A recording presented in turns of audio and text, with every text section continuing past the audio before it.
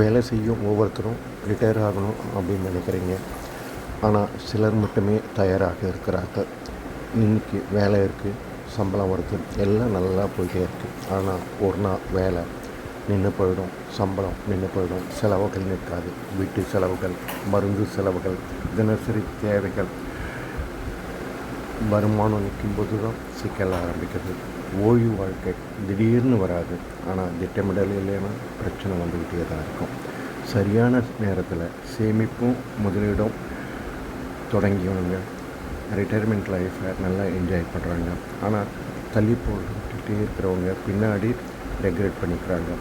So இன்றைக்கி சின்ன சின்ன சேமிப்பை தொடங்கும்போது அது காலப்போக்கில் ஒரு சரியான ஒரு ரிட்டையர்மெண்ட் கார்பஸை உங்களுக்கு உருவாக்கி கொடுக்கும். எவ்வளவு விரைவாக நம்ம தொடங்குகிறோமோ அவ்வளவு எளிதாக எதிர்காலம் இருக்கும். ஓய்வு வாழ்க்கை அப்படின்றது ஏஜ் கிடையாது, அது ஒரு ப்ரிப்ரேஷன்.